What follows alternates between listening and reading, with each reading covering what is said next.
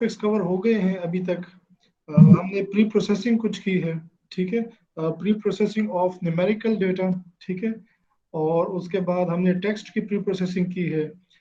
Then we identified some issues in the data in the form of missing values, univariate outliers, multivariate outliers. तो जो pre processing और data cleaning से related जो part था वो हमने किया। फीचर स्केलिंग की, ठीक है, और फीचर स्केलिंग जैसे हमने बात की कि आप जब कोई मॉडल अप्लाई करेंगे तो the model is going to favour bigger values, ठीक है। तो अगर हमारे पास कुछ चीजें ऐसी हैं कि उसका यूनिट बड़ा है तो वैल्यूज कम होंगी। फॉर एग्जांपल, लेट से अगर आप किसी लेंथ को एक जगह पे मीटर्स में स्टोर कर रहे हैं और दूसरी जगह पे आप किलोमीटर्स में स्टोर कर रहे हैं, तो अगर आपका मॉडल इन दो फीचर्स के ऊपर स्टोर ट्रेन होगा, so it's going to favour the feature that is storing the values in metres, क्योंकि उसकी जो न्यूमेरिक वैल्यूज हैं वो बड़ी होंगी। तो इस वजह से हमारे लिए फीचर स्केलिंग बड़ी जरूरी है, in which we try to bring all the values in the same scale. Maximum और मिनिमम वैल्यूज और वैल्यूज जैसे वेरी करती हैं उसको हम डिस्टर्ब नहीं करते, लेकिन उसकी रेंज को हम एक जो है एक स्टैंडर्ड के ऊपर ले आते हैं, ताकि हमारा जो मॉडल हो वो किसी पर्टिकुलर फीचर जो है उसके लिए बाइस्ड ना हो, ठीक है। और उसमें हमने डिफरेंट टेक्निक्स अप्लाई की। हम 0 और 1 की रेंज में भी ला सकते हैं, हम -1 और +1 की रेंज में भी ला सकते हैं। सो देर आर डिफरेंट अप्रोचेस जो हमने स्टडी की, और उसमें देखा कि किस तरह से हम ये फीचर्स जो है ये फीचर्स को स्केल कर सकते हैं, ठीक है। And then we talked about different machine learning techniques, जिसमें हमने क्लासिफिकेशन देखी, क्लस्टरिंग देखी, वैलिडेशन एंड इवेल्युएशन देखी, how to run scientific experiments on these data sets, जिसमें हम उनको सेपरेट करते हैं ट्रेनिंग और टेस्ट पार्ट में, और उसके ऊपर डिफरेंट इवेल्युएशन स्कोर्स जो है वो कैलकुलेट करते हैं। So that was like the pipeline for machine learning. उसके बाद जो है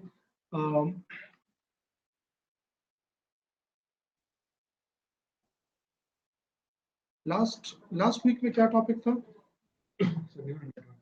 हाँ, so then we based on the importance of these set of topics, हमने पहले लीनियर रिग्रेशन, लॉजिस्टिक रिग्रेशन, उन चीजों को जरा डिटेल में स्टडी किया ताकि हम न्यूरल नेटवर्क्स के लिए जरा बैकग्राउंड बनाएं। And then we have a lecture on neural networks and deep neural networks. So that is also a kind of supervised learning, although neural networks can also be used for unsupervised learning. लेकिन जो हमने lecture में particularly बात की, that was for particular case of supervised learning. So आज जो हमारा एक पार्ट है, that is feature engineering. Feature engineering may not be required in all cases, particularly जैसे हमने बात की कि in case you are using neural networks and deep neural networks, so इसकी जो relevance है वो काफी ज्यादा कम हो जाती है, because the model itself has the capability to identify which features are important and how to benefit for them. So if a feature, if it finds that a feature is not doing something meaningful, if it is irrelevant, if it is redundant, तो उसके जो weights हैं they will be accommodated in such a way कि उसकी जो say है that would not be carried to the next layer, and therefore that value, those values are basically restricted from making any contribution into the decision making.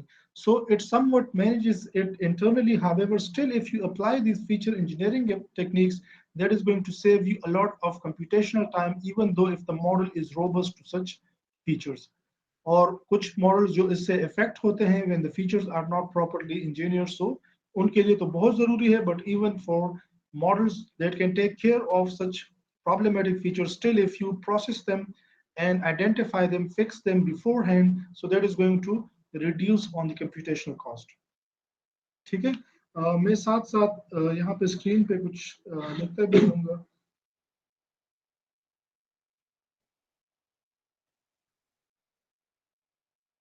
Screen share है आपके साथ? Yes, sir. अच्छा,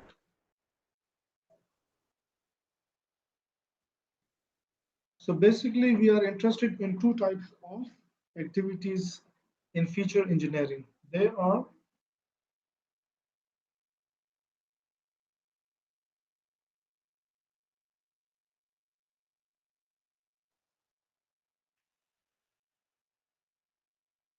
feature selection and feature extraction. ये दोनों approaches जो हैं, the main advantage of using these approaches is basically we want to reduce on the number of features. Feature engineering हम इसलिए चाहते हैं कि हम features को in depth analyze करें और उसकी base पे जो हमारे लिए important features हैं सिर्फ उन्हीं के साथ हम आगे carry करें और model को provide करें. Because not all features are going to be equally important, and in fact some features may actually deteriorate your results. So we want to have good understanding of how these features are contributing. So feature selection के case में हम ये करेंगे कि हमारे पास जो problem है, it's going to be provided in the form of a data as features and instances. So the instances or the objects are going to be along the rows and the features are going to be along the columns. अब ये भी possible है कि आपके पास जो सारा data है, it may come from different sources. It may come from different databases. So duplication भी possible है और उसके अंदर और बहुत सारे ऐसे features हो सकते हैं जो शायद कोई खास contribution नहीं कर रहे हैं. So if we have a feature set and a number of instances, so let's say f1, f2, f3, these are all the features that we have up till fn, and we have objects o1, o2 up till om. So these are the set of objects that we have.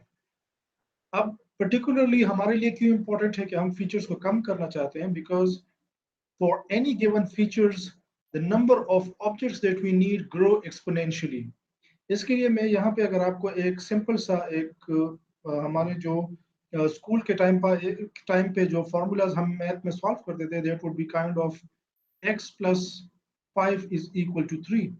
अगर कोई ऐसी equation आपको दी गई है, so you can find the value of x. ठीक है, because it's an equation that has got just one variable. लेकिन अगर मेरे पास यहाँ पे दो इक्वेशंस हो, सॉरी अगर मेरे पास यहाँ पे अगर यहाँ पे एक और सिनारियो हम कंसीडर कर लें, that is x plus y is equal to 3. So in this case I cannot find the value of either x or y क्योंकि एक इक्वेशन है और मेरे पास वेरिएबल्स दो हैं. So इस एक इक्वेशन से मैं x और y की वैल्यूज तो नहीं फाइंड कर सकता, but if I have another equation like let's say 2x plus maybe 3y is equal to 15. So in this case, now using both the equations, I can find the values of both x and y. तो जब variable दो हो गए, अब मैं एक equation से दोनों की वैल्यूज फाइंड नहीं कर सकता, मुझे दो कम से कम दो इक्वेशंस चाहिए. अगर तीन वेरिएबल्स हैं तो कम से कम तीन वैल्यूज चाहिए, इक्वेशंस चाहिए. So the same applies over here also, कि मेरे पास अगर फीचर्स दो हैं तो मुझे हंड्रेड्स में ऑब्जेक्ट्स चाहिए, इंस्टेंसेस चाहिए in order to find a good pattern in those features के वो किस तरह से रिलेट कर रहे हैं टारगेट के साथ. अगर मेरे पास फीचर्स तीन हो गए, चार हो गए, so the number of objects grow exponentially, और it's quite normal in for different problems to have features in hundreds and even in thousands. So it's practically not possible to have those many instances that would help you to identify meaningful patterns in those features. Features itne zyada hai, and we said that even for two or three features you need the data to be in hundreds and at times in thousands. तो अब अगर आपके पास features hundreds or thousands में है तो आप अंदाजा लगाएं कि कितने ज़्यादा objects आपको चाहिए हो सकते हैं. So the model is not going to perform well because it hasn't got enough evidence to identify those patterns. तो बहुत सारी possibilities हो सकती हैं और उसके पास data कम है कि उन सारी possibilities को explore करे. So हम चाहते हैं कि the main objective of feature engineering is to reduce the number of features. इस problem को machine learning में कहते हैं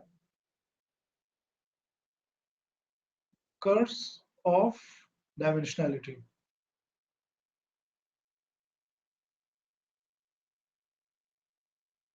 We have so many dimensions, so many features that it's a curse. Now the model cannot learn anything meaningfully क्योंकि इतनी सारी different directions में उसको information provide की गई है. And we do not know if that information is even meaningful. तो अगर meaningful नहीं है, so that is going to draw the model into different directions that may not be helpful, and therefore the results are not going to be good enough. So the problem is called the curse of dimensionality, and what we are doing in feature engineering is what we call dimensionality reduction. So the main purpose of performing feature engineering is basically dimensionality reduction, we want to reduce on the number of features. तो उससे क्या होगा, model बेहतर learn करेगा, ठीक है, क्योंकि हमारे पास इंस्टेंसेस तो फिक्स्ड हैं, लिमिटेड हैं। हम based on the number of features अपने इंस्टेंसेस बढ़ा नहीं सकते, हमारे पास डेटा सेट के अंदर ऑलरेडी नंबर ऑफ इंस्टेंसेस जो हैं वो फिक्स्ड होते हैं। सो ये नहीं हो सकता कि we have more features so let's increase the number of objects. So although that is also in possible in some of the cases, उसको pseudo objects के तौर पे उस चीज को रिप्रेजेंट किया जाता है, जिसमें आप artificially अपने number of instances को grow करते हैं by looking into the existing instances, आप और instances create करते हैं, but generally for most of the experiments we try to reduce the number of features so that the number of instances that we already have would make more sense, ठीक है। So the main idea is to reduce dimensions। Dimensions को reduce करने के लिए हमारे पास ये दो तरीके हैं, फीचर सिलेक्शन और feature extraction. So now let's just talk about them more specifically. So if we say feature selection, and again these approaches can be used for both supervised and unsupervised learning. So we would just start with supervised learning. So for example, if I have these features F1, F2, F3, F4, F5, सो यहाँ पे मेरे पास जो है इन सारे features के हर object के लिए कोई स्पेसिफिक वैल्यूज होंगी, ठीक है। So what could be the possibilities, let's say I have the labels is the last column of my data set. So what could be the possibilities between these features and labels? They may be positively correlated,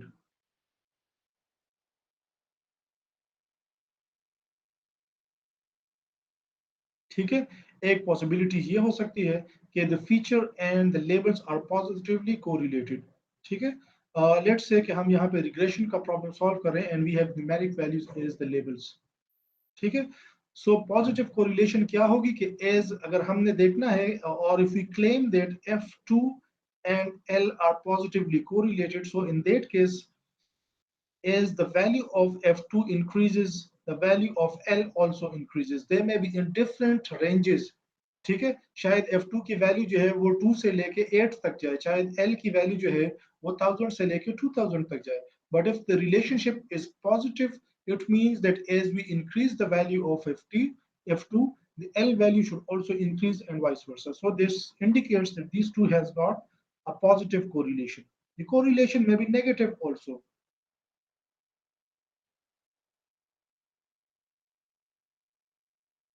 which means that if we, let's say L3 and L has a negative correlation, that means that as we increase the value of F3, the value of L decreases. So if there is a negative relationship between these two, और A की value बढ़ाने से दूसरे की value कम होगी, with decrease in F3 the value of L is going to increase. ये दोनों relationships हमारे लिए meaningful हैं because they give us something important about label, and that information is reliable, ठीक है। कम हो रहा हो या ज्यादा हो रहा है, at least we have some understanding of how the values are changing। अच्छा, अब इसके अलावा और क्या हमारे पास रिलेशनशिप्स हो सकती हैं फीचर्स के बारे में बीच में? They may be irrelevant। irrelevant feature, let's say F4 is irrelevant to the label। उस केस में क्या होगा कि F4 जब ऊपर जा रहा है तो L की वैल्यू कभी ऊपर जाएगी कभी नीचे जाएगी, एंड F4 जब नीचे जा रहा है उस केस में भी L की वैल्यू कभी ऊपर जाएगी कभी नीचे जाएगी। तो इट मींस के F4 hasn't got any relationship with the label, ठीक है। इस तरह के फीचर को हम कहते हैं irrelevant फीचर। irrelevant फीचर को अगर आप ना रिमूव करें so जनरली ये रिजल्ट्स पे इतना इफेक्ट नहीं डालता, but it's going to incur computational cost. तो इस वजह से ऐसे फीचर्स के साथ जाने का फायदा ही कोई नहीं है when it is not doing anything meaningful। And then the fourth possibility is to have redundant features।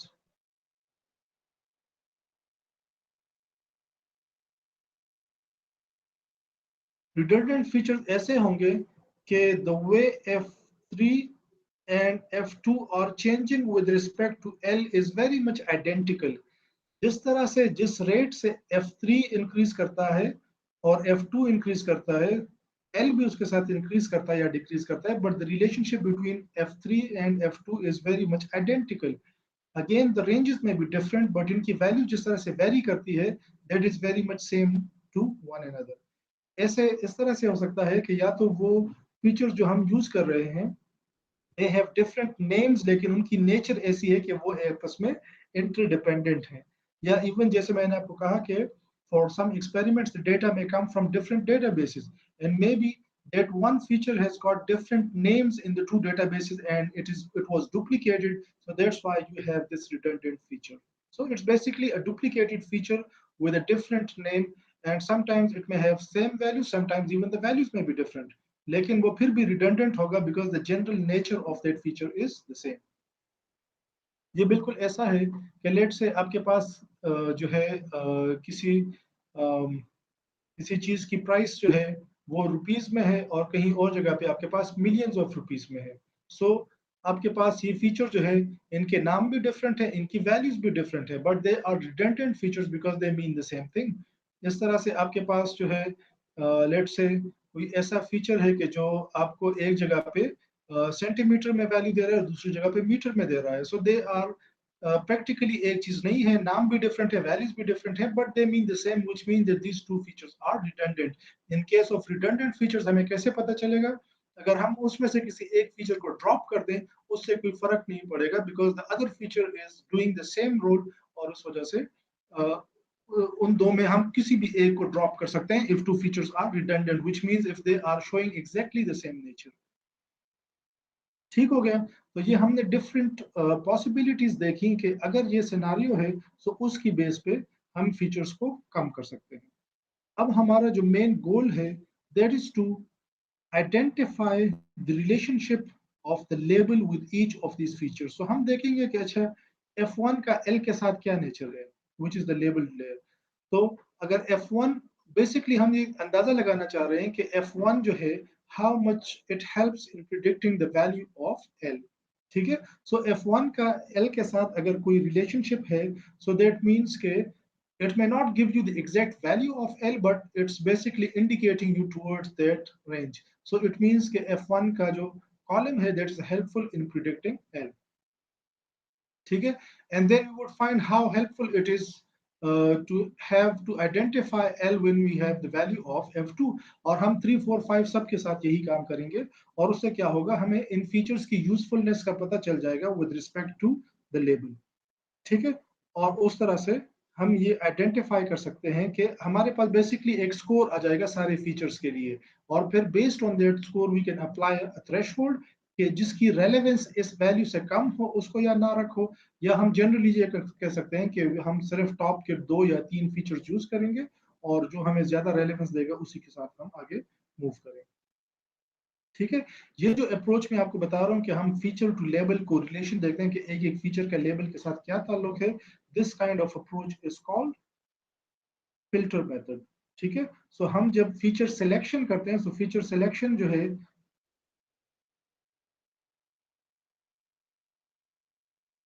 उसके अंदर फिर दो तरह के अप्रोचेस हैं. एक जो है that is filter based methods, and the second one is wrapper methods.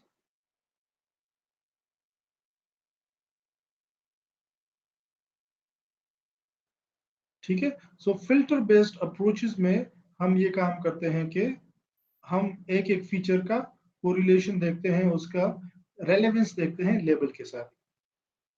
One particular example could be, let's say we are using the Pearson's correlation formula.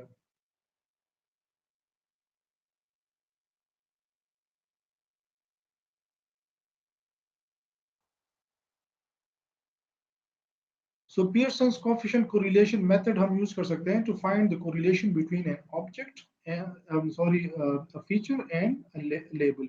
And the formula is basically it's equal to summation of xi minus x mod yi minus y mod divided by sum of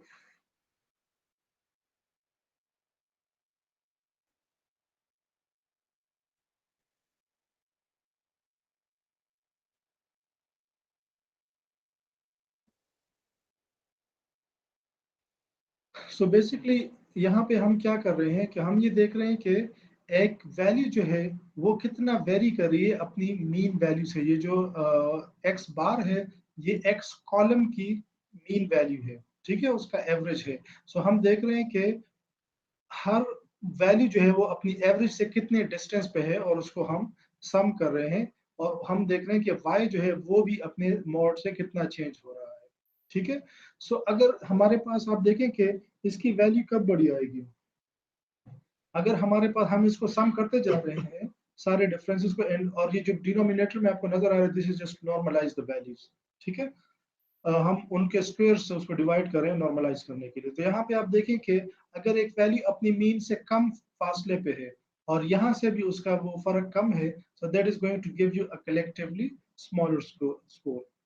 और हमारे पास यहाँ पे अगर value जो है वो अपनी mean के साथ ज्यादा चेंज हो रही है और ये भी ज्यादा चेंज हो रही है, सो मल्टीप्लाई होके that is going to give you a bigger value, ठीक है। सो बेसिकली अगर ये वैल्यूज जो है ये एक साथ कम और ज्यादा हो रही है, so that is going to give you a bigger score as compare to the case के जब इसकी डिफरेंस ज्यादा हो और इसकी कम हो, और या इसकी कम हो इसकी ज्यादा हो। उस केस में जब आप एड अप करेंगे तो कलेक्टिव स्कोर आपके पास कम आएगा बनिस्बत उसके के जहां पे आपके पास इंडिविजुअल स्कोर जो है वो ज्यादा आएगा, ठीक है।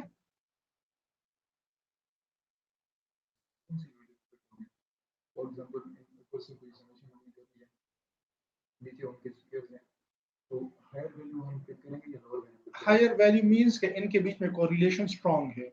आप देखिए वैल्यू कब हाई होगी, जब ये जितना मीन से दूर जाए ये वैल्यू भी अगर बड़ी है, मतलब ये मीन से ज्यादा दूर है और ये वैल्यू भी बड़ी है, तो इन दोनों का प्रोडक्ट होके आपको और बड़ी वैल्यू देगा। और फिर हम उसको सम करते जाते हैं अक्रॉस ऑल वैल्यूज। तो जब दोनों बड़ी होंगी तो आपके पास बड़ी कलेक्टिवली आखिर में सारी वैल्यू जो है वो बड़ी आएगी। अगर आपके पास ऐसा केस है कि यहाँ पे कभी वैल्यू बड़ी आ रही है और कभी यहाँ पे बड़ी आ रही है, तो उस केस में मल्टीप्लिकेशन में आपको इतनी बड़ी वैल्यू नहीं मिलेगी, and if you add them up that would give you a smaller score, ठीक है। मोड होगा। बस हम ये मोड नहीं है, हाँ हाँ मोड नहीं है। So the value actually what you are saying does make sense क्योंकि either side of the mode it means we are just interested in how the values are changing। so अगर हम product लें तो अगर दोनों minus है तो वो इफेक्ट तो निकल जाएगा क्योंकि हम सम कर रहे हैं दोनों के प्रोडक्ट को। और एक माइनस और एक प्लस है तो फिर वो वैल्यू वैसे भी ही छोटी आएगी। तो ये वो तो हमारे फेवर में है वो चीज। यानी अगर एक वैल्यू पॉजिटिव जा रही है और दूसरी नेगेटिव जा रही है तो जब आप उनका प्रोडक्ट लेंगे so the product would be negative. तो जब आप इस तरह की वैल्यूज को एड अप करेंगे so that is going to give you a much smaller score, ठीक है। तो हम तो ये नहीं चाहते कि एक इंक्रीज करे तो एक डिक्रीज करे। सो दैट मीन्स कि आप उन वैल्यूज को एड अप करेंगे तो that would give you a smaller score. को नहीं होगा एग्जैक्टली हाँ, क्योंकि और अगर हमने मोड ले लिया तो उससे वो चीज जो है वो एक तरह से हाइड हो जाएगी कि वो है कि नहीं। Let's just try it on some values, ठीक है। तो लेट्स से हमारे पास ये एक फीचर है f1 and f1 has got values. जी बताएं क्या वैल्यूज इसके अंदर, तीन चार वैल्यूज रख देते हैं। 5 9 30 50। देख लें आगे स्क्वायर्स भी लेंगे। अच्छा लेवल्स में क्या है। अच्छा फिलहाल हम जो निकाल रहे हैं वी आर बेसिकली हम रिग्रेशन का वो ले रहे हैं। सो लेट्स से हमारे पास यहाँ पे भी कोई कंटिन्यूस वैल्यूज हैं, ठीक है। तो हम एक दफा ऐसा कर लेते हैं कि इसको भी इंक्रीजिंग ऑर्डर में ले लेते हैं, दूसरी दफा कम ले लेते हैं। तो let's say these values are 1 5 8 20, ठीक है। अब हमारे पास स्कोर क्या आएगा, अच्छा इसका एवरेज क्या आ गया 80 89 90 94 94 divide by 4 is going to give you 23 23। अच्छा और इसका एवरेज क्या आ गया 28 29 30 34 34 डिवाइड बाय 4 8 पॉइंट समथिंग आ गया। हम 8 रख लेते हैं, ठीक है, अपनी आसानी के लिए। सो अब क्या है 5 माइनस 23 into 1 minus 8। हम डिनोमिनेटर को इग्नोर कर देते हैं, वो जस्ट नॉर्मलाइज करने के लिए है। सो वो वैल्यूज को स्केल डाउन करेगा, लेकिन उसकी जो डिफरेंस है उस पर इफेक्ट नहीं करेगा। प्लस 9 माइनस 23 और 5 माइनस 8 प्लस 30 माइनस 23 और यहाँ पे है 5 माइनस 8 देन 8 माइनस 8 और उसके बाद प्लस 50 माइनस 23 और इनटू 20 माइनस 8। ठीक है, सो ये हमारे पास वैल्यूज आ गई। और यहाँ पे हमारे पास जो है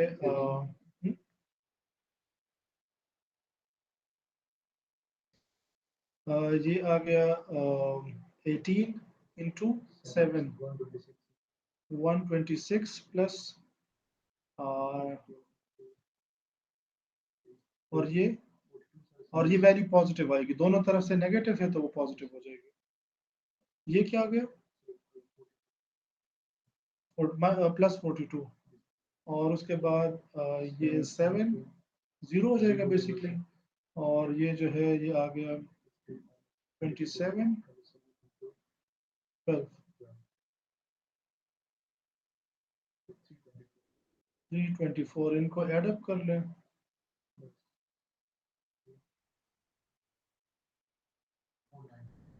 492। सो ये वैल्यू बड़ी है क्योंकि जब दोनों नेगेटिव थे तो दोनों नेगेटिव थे, जब पॉजिटिव थे तो दोनों पॉजिटिव हो गए, तो इनका जो रिलेशनशिप है वो एक जैसा जा रहा था।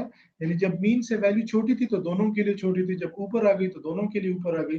सो they have a similar nature और इस वजह से हमें एक पैटर्न नजर आ रहा है। अब हम देख सकते हैं कि f1 की वैल्यू ऊपर जा रही है कि नीचे, और उससे हम l के बारे में मीनिंगफुल चीज पता कर सकते हैं। Now let's just reverse the l column. ठीक है, सो लेट्स से अब हमारे पास ये इस तरह करेगा 8 5 एंड 1। इस केस में अगर हम कैलकुलेट करें तो अब क्या स्कोर आएगा। सो 5 minus 23 is basically 18 into इस दफा हम पता करेंगे 8 minus 20 minus 8 नहीं 8 minus हाँ 20 minus 8 पॉजिटिव हो जाएगा। हाँ, so it's basically 5 minus 23 into 20 minus 8 नहीं माइनस माइनस नहीं आएगा ना, एक नेगेटिव एक पॉजिटिव है। ठीक है, 5 minus 23 और 20 minus 8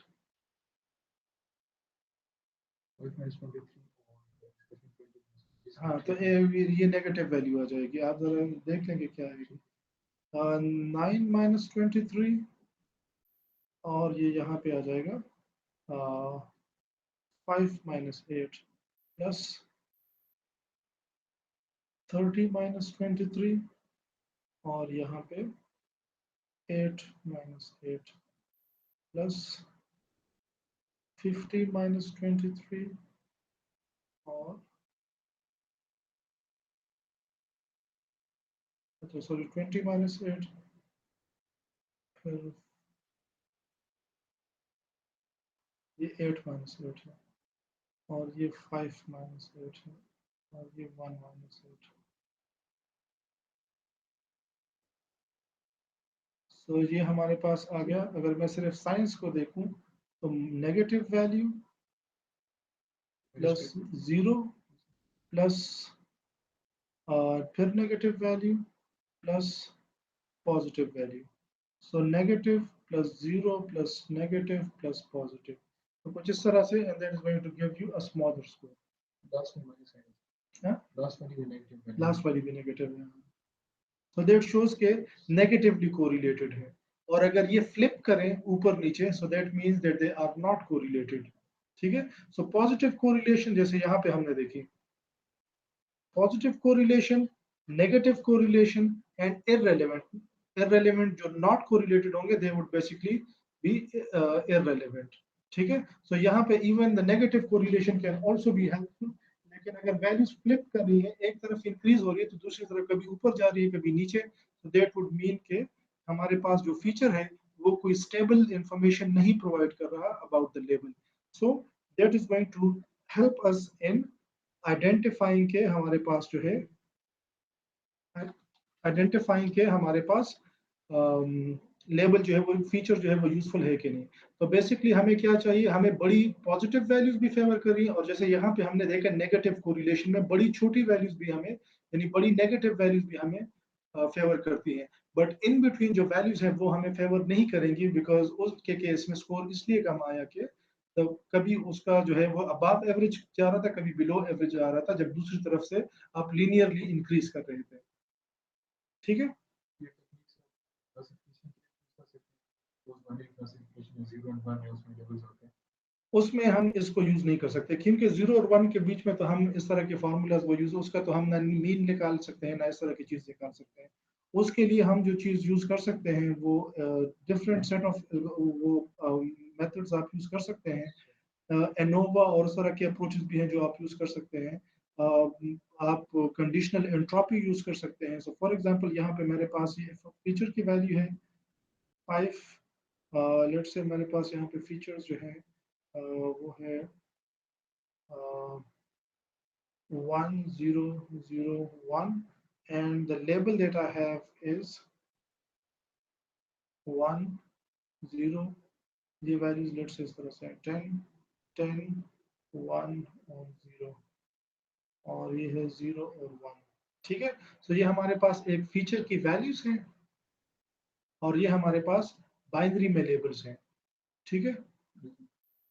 अब देखें कि अगर हम एंट्रोपी निकालें, एंट्रोपी ऑफ एल क्या होगी, that is going to be 1.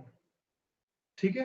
Entropy of L क्यों 1 है, क्योंकि जब हमें एल अननोन हो तो हमें क्या पता चले कि एल की वैल्यू क्या है. देयर इज अ टाई कि एल की वैल्यू 0.5 जो है based on the data that we have over here, क्योंकि it's a balance data set, so इस वजह से एल की वैल्यू जो है वो 0.5 प्रोबेबिलिटी के साथ 0 हो सकती है, 0.5 प्रोबेबिलिटी के साथ 1 हो सकती है. So the entropy at this level is 1.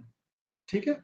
So now we'll check if the entropy can be evaluated with the help of F1.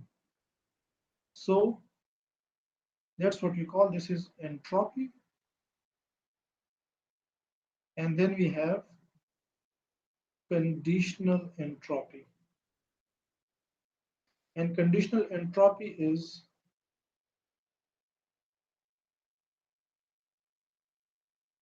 what is the entropy of L given X. कि जब X मुझे पता चल गया कि ये value है उसकी, how helpful it is with respect to predicting the value of L. So let's say X की वैल्यू जो है that is 10, and I have came to know कि मेरे पास यहाँ पे H of L जो है, and I know that F1 is equal to 10. ठीक है. सो अब इस फीचर की वैल्यू से मेरी एंट्रोपी पे कितना फर्क पड़ रहा है. सो इन दैट केस हम देखेंगे कि इसकी वैल्यू जो है वो 10 कब होती है, वो यहाँ पे है और यहाँ पे है. And in both the cases when the value is 10, the label that we are looking at is 0. So based on the data that we have, there is 100% evidence कि आपके पास F1 की वैल्यू अगर 10 है, so the label is going to be 1. So it means कि यहाँ पे entropy क्या हो गई, the entropy has dropped to 0. ठीक है.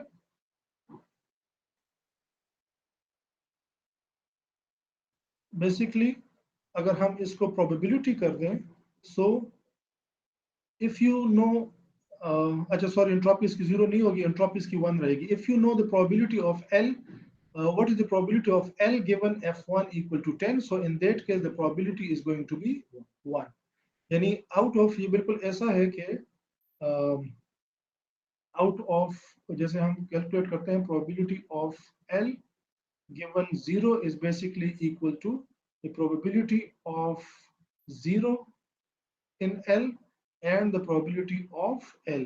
तो यहाँ पे, और अगर हम नीचे वो डिनोमिनेटर, अगर हम वो बेस थ्योरम लेके नीचे डिनोमिनेटर यहाँ पे भी इग्नोर करें, which is just to normalize. तो जब L हो तो इसकी प्रोबेबिलिटी, जब लेवल जो है वो 0 हो तो इसकी प्रोबेबिलिटी क्या है, that is 1. और L की अपनी प्रोबेबिलिटी क्या है, दैट इज 0.5। तो हमारे पास यहाँ पे जो स्कोर है दैट इज 0.5। ठीक है, और अगर हम ये काम करें इसके लिए, what is the probability of L equal to 1, so उस केस में भी इसकी वैल्यू 0. इसकी वैल्यू जो है वो 0.5 ही आएगी, बिकॉज इट मीन्स के हमारे पास अगर इसकी वैल्यू नोन है, सो वी आर सर्टेन कि यहाँ पे इसकी वैल्यू जो है वो हमारे पास 1 आएगी। And since we have this exact split, तो प्रोबेबिलिटी ऑफ 0 भी 0.5 था, प्रोबेबिलिटी ऑफ 1 भी 0.5 है। सो लेवल जो है ये जो हमारे पास फीचर की वैल्यू है, this is very much indicative of the level that we have got. हम यहाँ पे अगर ये फीचर हमें गिवन हो, so this feature is giving us very exact information. अगर ये हमारे पास ऐसे होता कि लेट से यहाँ पे एक और 10 भी है और उसके लिए यहाँ पे लेबल जो है वो, अगर यहाँ पे एक और वैल्यू भी इसकी 10 है और यहाँ पे उसकी वैल्यू 1 आ जाती, सो इन दैट केस हमारे पास प्रोबेबिलिटी क्या होती कि out of the 310 that we have got, दो दफा लेबल 0 आया, तो 0 की प्रोबेबिलिटी, L के 0 होने की प्रोबेबिलिटी क्या होती 0.66, और L के 1 होने की प्रोबेबिलिटी क्या होती 0.33। फिर भी हम इस फीचर को रख लेते हैं, बिकॉज कोई भी फीचर ऐसा नहीं होता जो 100% आपको लेबल आइडेंटिफाई करके दे, लेकिन उस तरफ हेल्प करनी चाहिए। और जब मल्टीपल फीचर्स को हम कंबाइन करें तो collectively it should indicate towards the correct label. So अगर यहाँ पे हम इस तरह का सिनेरियो कि the feature is basically helping you towards a good towards the label, so we would be interested in keeping that feature. So यहाँ पे लेट से मेरे पास अगर entropy of x जो था which we said earlier is 1 minus the entropy of x given that particular feature that you have now identified, तो उससे entropy में क्या फर्क पड़ा? entropy let's say यहाँ पे जो value है if that is 0.3, entropy की value यहाँ पे ये आ गई। so collectively mutual information जो है that you have gained, this is a information gain, information gain जो आपने इंफॉर्मेशन गेन किया है दैट इज 0.7। ठीक है, सो बेसिकली क्या हुआ कि आपके पास इनिशियली इसकी वैल्यू जो थी वो 1 थी, एंट्रोपी वाज एट मैक्सिमम, आपके पास कंप्लीटली वो इक्वल प्रोबेबिलिटी आ रही थी हर चीज की। लेकिन अब जब आपको इसकी वैल्यू पता चल गई है, so now it is more in favour of one level, और आपको इतनी इंफॉर्मेशन ज्यादा मिल गई है, एंट्रोपी में इतना ड्रॉप आ गया, सो कलेक्टिवली आपने इतनी इंफॉर्मेशन जो है वो गेन की है। ठीक है, सो हम इस तरह से ये पता लगा सकते हैं कि एक एक फीचर के पता होने से हमारे पास एंट्रोपी में कितना ड्रॉप आएगा, and that is going to help के कितना मीनिंगफुल है वो उस लेवल के अगेंस्ट प्रेडिक्शन में, और हमारे पास हर फीचर हेल्पफुल नहीं होगा या कुछ बहुत कम होंगे, so then we can decide which features to keep.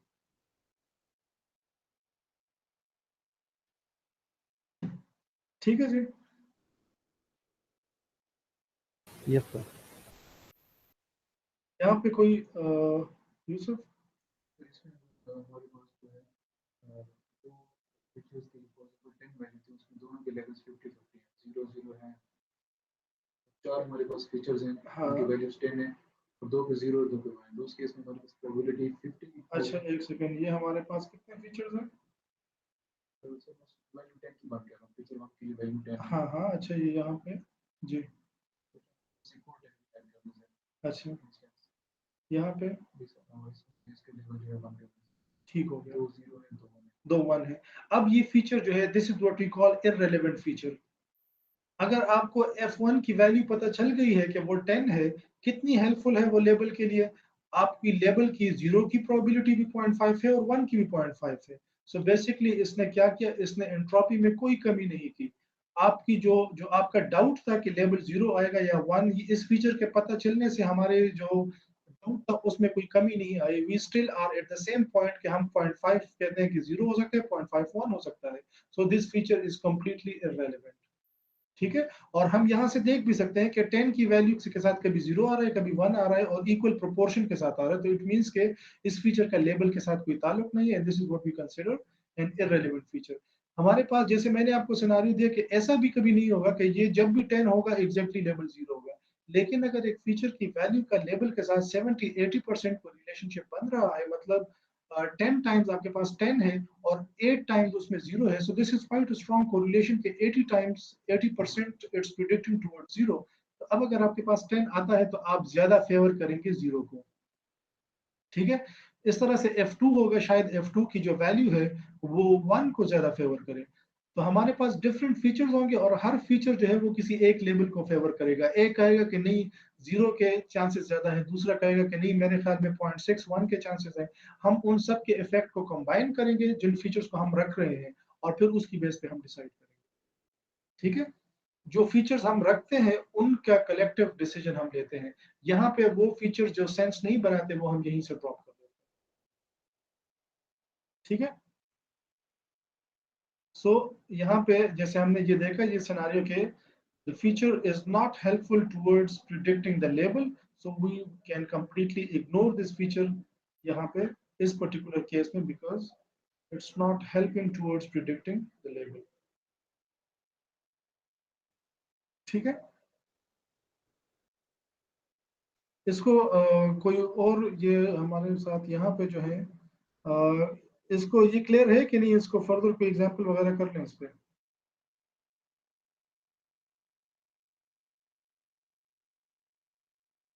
Hello sir ये क्लियर है सर, एक और एग्जांपल भी करा दे तो अच्छी है। अच्छा, सो बेसिकली हमारा जो मेन इंटरेस्ट है यहाँ पे वो ये है कि हमारे पास जो भी फीचर्स अवेलेबल हैं हम चाहते हैं कि हम एक स्कोर के तौर पे उसको आइडेंटिफाई करें, इट्स का relevance with the label that we have got, ठीक है। और again we are just discussing supervised learning approaches. हमारे पास जो डेटा सेट है उसके अंदर लेबल्स अवेलेबल है, हम ये अप्रोचेस जो है ये अनसुपरवाइज्ड डेटा के लिए भी अप्लाई कर सकते हैं। So basically what we are saying कि हमारे पास यहाँ पे अगर ऐसे फीचर्स हैं F1, F2, F3 and let's say यहाँ पे ये जो है the values are 1, 1, 0, 1, 1, 0, 1, 1 और इसकी वैल्यू है 2, 5, 2, 3 और the label is A, A, B, A, ठीक है। And this is the data set that we have got. अब हमें नहीं पता, हम चाहते हैं कि ये फीचर्स कम हो जाए किसी तरह से, हम 3 से उसको 2 फीचर्स पे ले आए, एफ आई और एफ जे पे। कौन से 2 हमारे लिए बेहतर है ये हमने डिसाइड करना है, ठीक है। तो हम यहाँ से देख लेते हैं, अगर हम इसको मैनुअली खुद ऑब्जर्व करें, और दो हम ये फार्मूले इसलिए लगाते हैं because considering the volume of data it's practically not possible कि आप मैनुअली ऑब्जर्व करें, लेकिन यहाँ पे हम कर सकते हैं। तो ये देखें, अगर हम F1 का रिलेशनशिप देखें L के साथ, इसकी वैल्यू 1 है तो लेबल जो है वो A है, 1 है तो A है, 0 के साथ B, 1 के साथ A। तो ये बहुत स्ट्रॉन्ग कोरिलेशन शो कर रहा है, इस वजह से इनफैक्ट ये 100% इंफॉर्मेशन आपको प्रोवाइड कर रहा है। जैसे हमने बात की बड़े डेटा सेट में इतना एग्जैक्ट मैच नहीं आएगा, but it should be closely showing close relationship with one of the possible labels. So हम क्या करेंगे, F1 को तो हर हाल में रखेंगे because it's giving you very strong evidence towards the label. F2 को अगर देखें तो F2 की वैल्यू यहाँ पे 1 है तो लेबल A है, फिर F2 की वैल्यू 0 है तो लेबल A है, इसकी वैल्यू 1 है तो लेबल जो है वो B है, और 1 है तो B है। तो बेसिकली इसकी वैल्यू जो है, अगर हम 1 देखें तो 1 के लिए जो है आउट ऑफ 3 टाइम्स हमारे पास 2 दफा A है और 1 दफा B है, ठीक है। सो ये 0.66 और 0.33 की रिलेशनशिप शो कर रहा है फॉर 1, और जब इसकी वैल्यू 0 हो so it's 100% indicative towards B। So A की वैल्यू अगर F2 की वैल्यू अगर 0 हो तो हमें ज्यादा चांसेस हैं कि ये A है, और F2 की वैल्यू अगर 1 है तो ज्यादा चांसेस हैं कि ये A है, और F2 की वैल्यू अगर 0 हो तो ज्यादा चांसेस हैं कि ये B है। So this is second level पे ये बेहतर फीचर है because again it has some sort of correlation with the label.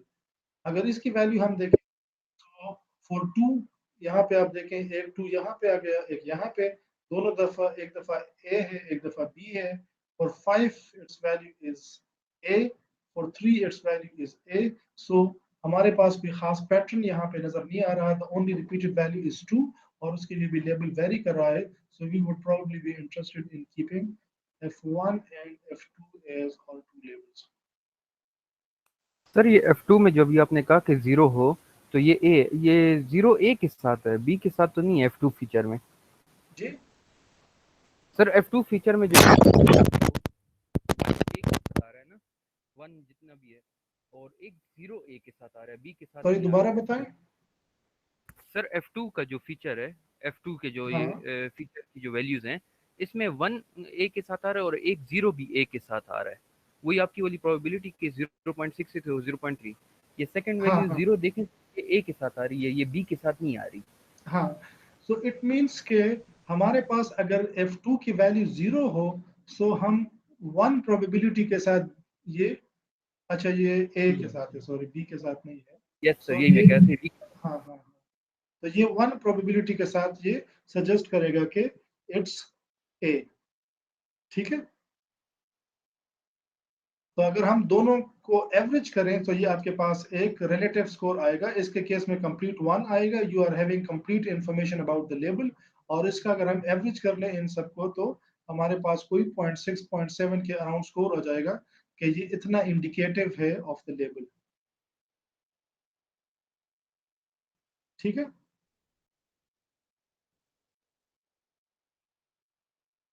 अच्छा जी। सो बेसिकली हम कोई भी स्टेटिस्टिक्स का इस तरह का फॉर्मूला लगा के ये पता लगा सकते हैं कि फीचर टू फीचर क्या रिलेशनशिप है और फीचर टू लेबल क्या रिलेशनशिप है। ठीक है, कोई भी फॉर्मूला लगा के हमारे पास एक मैथमेटिकल स्कोर आ जाएगा और उस 3 फीचर्स रखने हैं तो टॉप 3 स्कोर जो है वो हम रख लेंगे, या हम उस स्कोर के ऊपर थ्रेशोल्ड लगा देंगे कि इस थ्रेशोल्ड से ऊपर जितने फीचर के वैल्यूज हैं हम सिर्फ उनको रखेंगे। ठीक है, सो इस तरह से हम फीचर्स जो है उनको सेलेक्ट कर सकते हैं। अब एक चीज जो है वो आप यहाँ पे गौर करें कि हमारे पास जो फीचर्स के बीच में जो इंफॉर्मेशन है अबाउट द लेबल, वो अगर हम यहाँ पे देखें, सो अगर आपके पास सारे फीचर्स जो हैं उसमें कुछ ज्यादा मीनिंगफुल हैं और कुछ इररेलेवेंट हैं, in that case feature selection is going to be a good approach for you.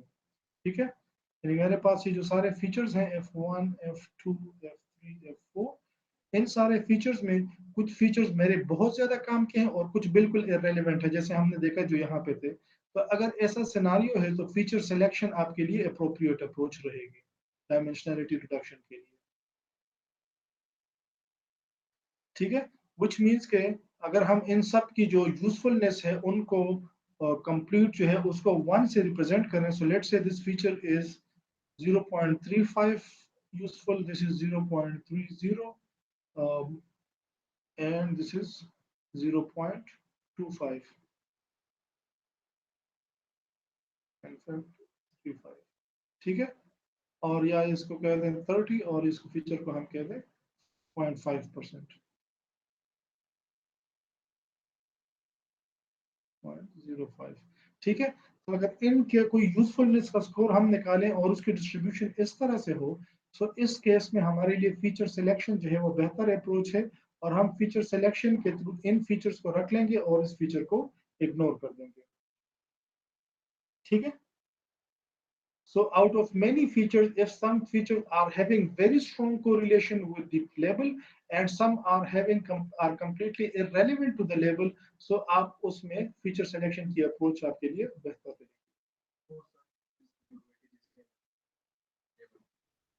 उस पे बाद में आते हैं। हाँ, तो ये बात जहन में रखें कि यहाँ पे अगर आपके पास ये जो फीचर का जो लेबल के साथ जो रेलेवेंस है, अगर उन स्कोर्स में डिफरेंस ज्यादा है तो फीचर सिलेक्शन की अप्रोच आपको सूट करेगी। ठीक है, तो आप बात करें उस पर वापस आते हैं, लेकिन यहाँ पे हम पहले एक और चीज डिस्कस करें, फीचर, या चलिए अभी कर लेते हैं फिर उसके बाद बात कर लेते हैं। अगर इनके बीच में डिफरेंस कम है, सो दैट मीन्स कि फॉर एग्जांपल अगर मेरे पास ये वैल्यूज इस तरह से है कि मेरे पास F1 F2 F3 up till F15 features हैं, और इस फीचर की यूजफुलनेस कितनी है 0.1, इसकी कितनी है 0.9, इसकी 0.8, इस तरह से चलते जाते 0.8। तो ये मेरे पास ये जो यूज फीचर्स की यूजफुलनेस है इसमें कोई इतना ज्यादा फर्क नहीं है। ठीक है, अब अगर आप देखें कि मेरे पास अगर ये फीचर्स भी 15 है, F5 F6 up till F15, और यहाँ पे इसकी वैल्यू जो है लेट्स से ये एक दो वैल्यूज मैं जरा मॉडिफाई कर देता हूँ, ये जो है 0.9 0.25 और ये 0.1, 0.2, 0.01, 0.01, 0.02। अगर इस तरह का सिनेरियो है तो आप देखें कि ये फीचर सिलेक्शन को सूट करता है। फीचर सिलेक्शन में मैं क्या करूंगा, यहाँ पे कट ऑफ लगा के इन फीचर्स को रख के बाकियों को इग्नोर कर दूंगा। तो ये फीचर्स कंप्लीटली इररेलेवेंट नहीं होंगे। आइडियल केस में तो शायद ऐसा हो कि कुछ कंप्लीटली रेलेवेंट हो, कुछ कंप्लीटली इररेलेवेंट हो, लेकिन कंप्लीटली ना ये रेलेवेंट होंगे ना ये कंप्लीटली इररेलेवेंट होंगे। तो इट मींस कि अगर आप इन सारे फीचर्स को ड्रॉप करेंगे तो यहाँ पे आपने कलेक्टिव इंफॉर्मेशन कितनी रिटेन की, 0.35, 0.35, 0.65, 0.7, 0.8, 0.9, 0.9 इंफॉर्मेशन आपने रिटेन की और 0.1 आपने लूज की, विच इज एक्सेप्टेबल क्योंकि आपने 15 फीचर से आप 3 पे आ गए। ठीक है, सो आपने जब 15 फीचर्स से अपने नंबर ऑफ फीचर्स को ड्रॉप किया 3 पे, आपने 0.9 इंफॉर्मेशन रिटेन की और 0.1 लूज की, जो इन सब के बीच में थोड़ा थोड़ा करके डिस्ट्रीब्यूटेड हुई थी। ठीक है, हम अगर 100% इन सब को रखते तो फिर हमारे, जैसे हमने बात की, कि हमारे कंप्यूटेशनल कॉस्ट भी ज्यादा होती है और इंस्टेंसेस की जो रिक्वायरमेंट है वो भी ज्यादा होती है। तो इस तरह के सिनेरियो में आप देखें कि कंट्रास्ट ज्यादा है तो इसमें हम फीचर सिलेक्शन यूज करेंगे। ठीक है ना। जो आपने अभी बात की, अगर इस तरह का सिनेरियो है कि कोई खास डिफरेंस नहीं है, मतलब जो बड़ी वैल्यूज हैं वो भी पॉइंट, अच्छा सॉरी, ये 0.9 और 0.1 नहीं है, ये 0.01, 0.1 एंड 0.09 एंड 0.08 इस तरह की वैल्यूज हैं, ये 0.08 इस तरह के कुछ है, and collectively they all sum up to 1। ठीक है, अगर इस तरह की यूजफुलनेस है, हम अगर अब इसमें से कोई से भी टॉप 3 उठा ले, अगर हम फीचर सिलेक्शन की अप्रोच लगा दें जो हमें टॉप फीचर्स दे दे जिसका स्कोर सबसे बेहतर है, still the score would sum up to let's say 0.35, may be 0.4, इससे ऊपर स्कोर नहीं जाएगा क्योंकि वो तो आपको हाईएस्ट स्कोर वाले दे रहे हैं, लेकिन वो हाई स्कोर भी बड़ा कम है और बेसिकली वैल्यूज तकरीबन काफी इवनली डिस्ट्रीब्यूटेड है।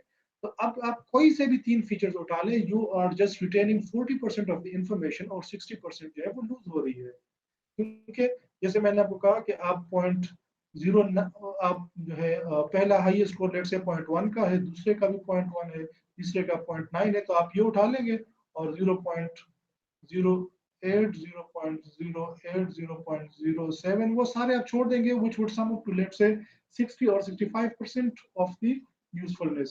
तो यहाँ पे फीचर सिलेक्शन हमारे लिए बेहतर अप्रोच नहीं होगी, क्योंकि फीचर सिलेक्शन का मतलब क्या है, कुछ फीचर्स को हम कंप्लीटली यूज करेंगे, 100% यूटिलाइज करेंगे, और कुछ फीचर्स को कंप्लीटली ड्रॉप कर देंगे, मॉडल को दिखाएंगे नहीं, उससे पहले ही उनको रिमूव कर देंगे। सो इस ये तब पॉसिबल है जब आपके पास इस तरह का सिनेरियो, तो फिर हम ये वाला यूज करते हैं। इस अप्रोच, अगर ये वाले इस तरह का डेटा हो, so in this case feature extraction is more useful.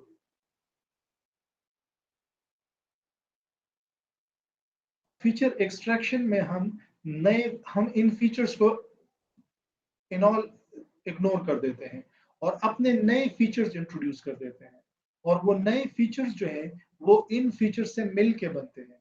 ठीक है, सो लेट से मैंने इन फीचर्स को कंबाइन करके यहाँ पे एक फीचर बनाया, फिर आगे कुछ को कंबाइन करके यहाँ पे एक दूसरा फीचर, और आगे कुछ को कंबाइन करके, कुछ को इग्नोर कर दिया, कुछ को कंबाइन कर, ये 3 फीचर्स आ गए। हमने कंबाइन कर दिया, उसका इफेक्ट फीचर्स भी कम हो गए, लेकिन हमने कोई इंफॉर्मेशन जो लूज की वो भी इतनी ज्यादा लूज नहीं की। तो जब आपके पास इंफॉर्मेशन अक्रॉस फीचर्स इतनी स्कैटर्डली डिस्ट्रीब्यूटेड हो कि कहीं पे भी कोई खास कमी बेशी नहीं नजर आ रही, उस केस में हम मल्टीपल फीचर्स को कंबाइन करके एक फीचर बनाते हैं ताकि इंफॉर्मेशन भी लूज ना हो और फीचर्स भी कम हो जाए। This approach is called feature extraction, जिसमें हम नए फीचर्स इंट्रोड्यूस करते हैं और फिर ओरिजिनल फीचर्स को इग्नोर करके उन जो नए एक्सट्रैक्टेड फीचर्स हैं उसके ऊपर मॉडल को ट्रेन करते फीचर्स स्केलिंग हुई पड़ी है, सेम उस स्केल के ऊपर इंसान फीचर हैं। हाँ हाँ, उसकी वैल्यू 0 1 के बीच में और 100 के बीच में, बिल्कुल। यहाँ पे इफेक्ट उस तरह से नहीं होगा, हम इसमें इंटरेस्टेड हैं कि उससे लेवल के पे क्या इफेक्ट पड़ रहा है। तो आप यानी बेसिकली वो पैटर्न देख रहे हैं कि वो, जैसे आपने देखा ना कि अगर एक की वैल्यू 100 में है और दूसरी की थाउजेंड्स में, स्टिल अगर एक पैटर्न मिल रहा है तो इट मींस कि वो हेल्पफुल है। हम एग्जैक्ट वैल्यूज को मैच नहीं कर रहे, हम पैटर्न को देख रहे हैं कि वो वैल्यूज किस तरह से इंक्रीज और डिक्रीज होगी।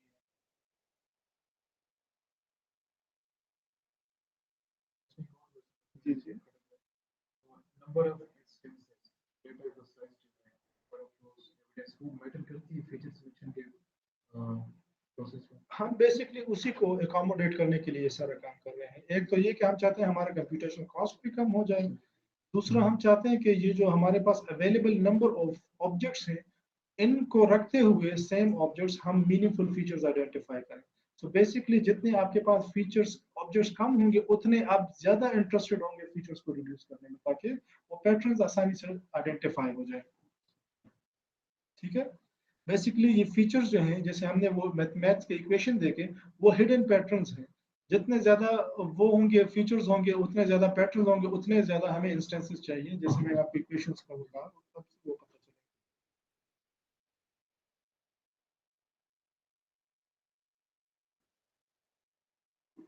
अच्छा, मैं आपको अगर एक दो जो फीचर एक्सट्रैक्शन है, जो हम फीचर्स निकालेंगे वो भी खास मीनिंगफुल नहीं होंगे, लेकिन मीनिंगफुल इन द सेंस कि वो रियल वर्ल्ड में कोई खास मीनिंग नहीं रखते। लेकिन अगर मैं आपको यहाँ पे एक एग्जांपल दे दूं कि लेट्स से हमारे पास इस तरह का एक डेटा सेट है। F1 is basically length, width और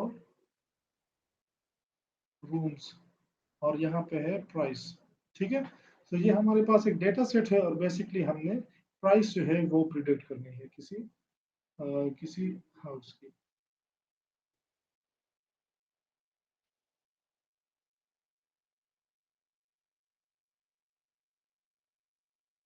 ठीक है, तो यहाँ पे मेरे पास लेंथ की वैल्यूज हैं 5, कोई यूनिट है या मीटर या कुछ इस तरह का यूनिट आप एज्यूम कर लें, कुछ वैल्यूज है यहाँ पे।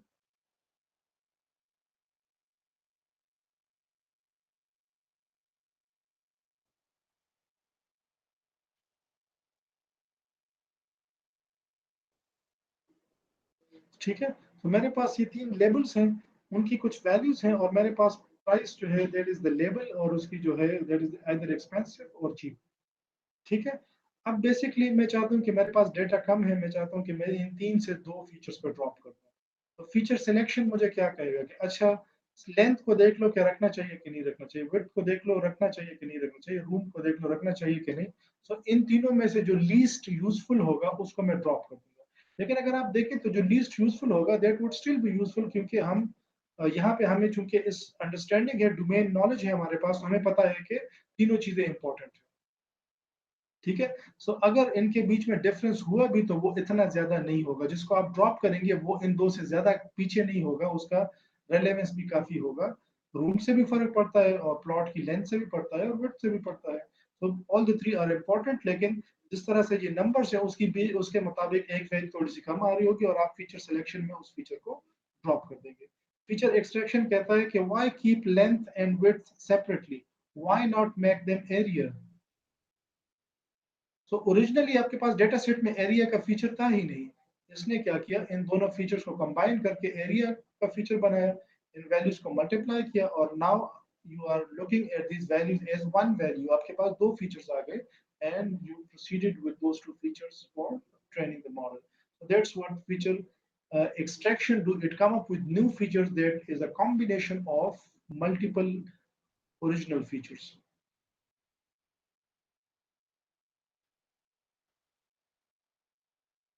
ठीक है, एग्जांपल अच्छी से।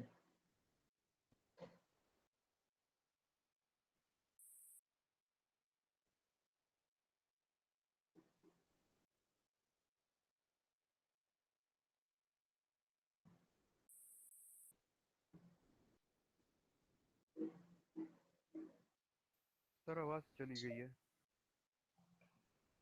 फीचर सिलेक्शन के लिए अभी तक हमने सिर्फ एक मेथड डिस्कस किया, and that is filter based approaches. ठीक है, फिल्टर बेस्ड जैसे मैंने आपको कहा कि आप पियर्सन कोएफिशिएंट, काई स्क्वायर, इस तरह के आप डिफरेंट स्टैटिस्टिकल मेथड्स यूज करेंगे जिसमें आप वैल्यूज पुट करेंगे, and that is going to give you a score of correlation between the label and a feature. In fact, you can find the correlation between two features also. जो दूसरी type of approaches है that is called rappers method. Again हम वापस चले गए feature selection की तरफ। ठीक है, rappers method is a method that is used for feature selection, और ये मेथड जो है इसके अंदर हम डिफरेंट ऑप्टिमाइजेशन टेक्निक्स यूज कर सकते हैं, and the most frequently used one is genetic algorithms. So let's से हमारे पास ये फीचर्स हैं F1, F2, F3, F4, ये हमारे पास डिफरेंट फीचर्स हैं। जेनेटिक एल्गोरिदम का कुछ आइडिया है आप लोगों को?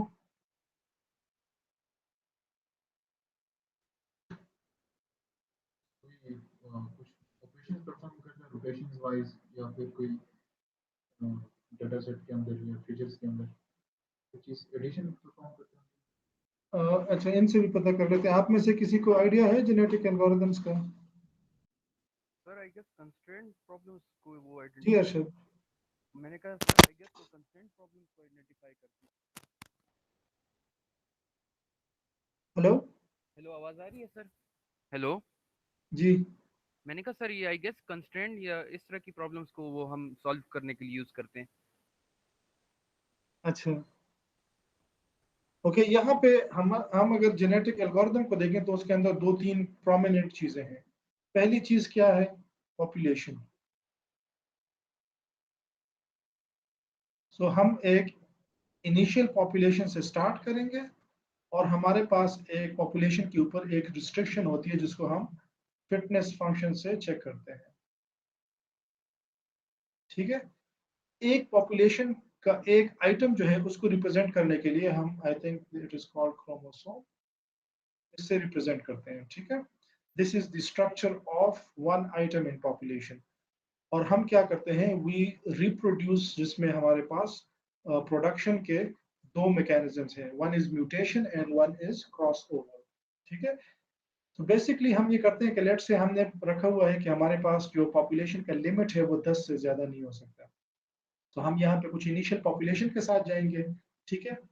और उन पॉपुलेशन का हम फिटनेस फंक्शन से स्कोर निकालेंगे कि how good this population is. ठीक है। जब फिटनेस से हमने स्कोर निकाल लिया तो, और फिटनेस डिपेंड करता है कि अगर ये हमारे पास लेट से कॉस्ट को रिप्रेजेंट कर रहे हैं तो कॉस्ट कम होनी चाहिए, अगर एरर है तो एरर कम होनी चाहिए, अगर प्रॉफिट है तो प्रॉफिट ज्यादा होना चाहिए। तो प्रॉफिट फंक्शन, ये फिटनेस फंक्शन अकॉर्डिंगली हम इसको मैप कर सकते हैं।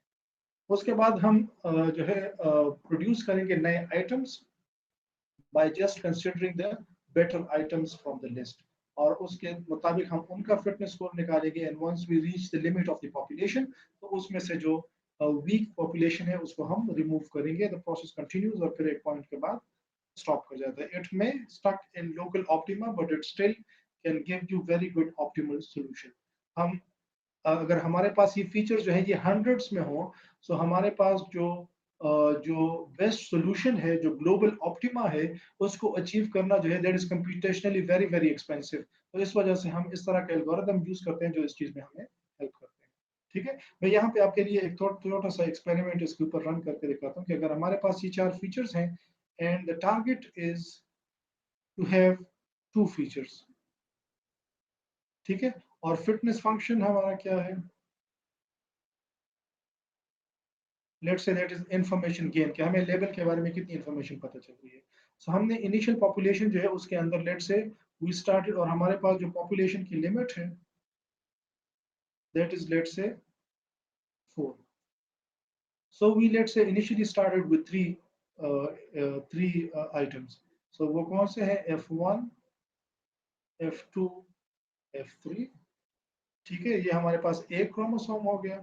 दूसरा जो है that is F2, F3, F4, और तीसरा जो है वो F1, F3, F4। ये हमारे पास तीन जो है क्रोमोसोम्स आ गए।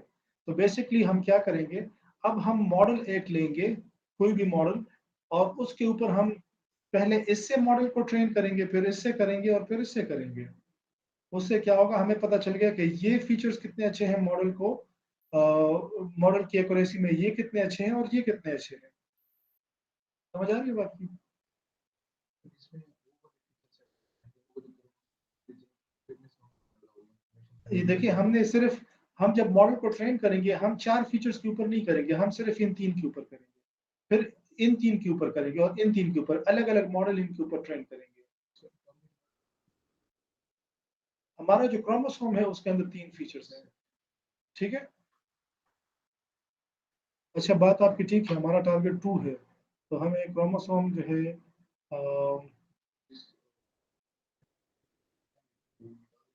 हाँ हाँ हाँ, लेकिन उसके अंदर 3 होंगे, तो हम बेसिकली इसको हमें चेंज करना पड़ेगा, हम 2 पे चले जाए।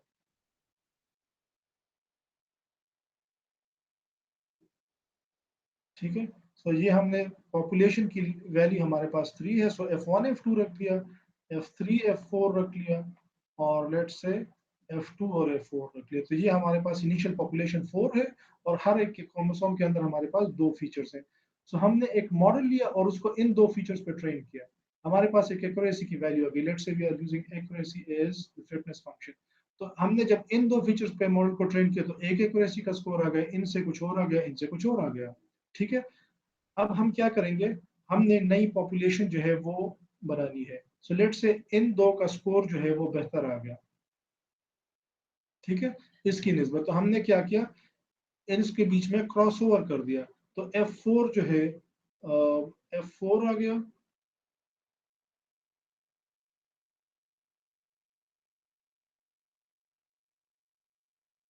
क्रॉस ओवर कर लिया। हाँ, इससे पहले F3 उठा लें, उधर से F4 उठा लें। फर्क नहीं पड़ेगा, ये बेसिकली F4 रिपीट हो रहा है इनके बीच में। सो लेट से अगर हमारे पास ये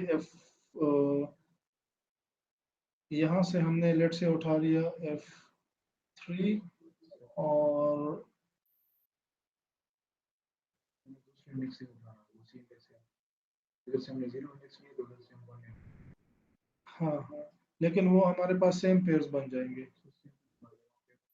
और F2 का बन रहा है, और F4 और F2 का F3 और 4 F4 ये वाला है ना यहाँ पे।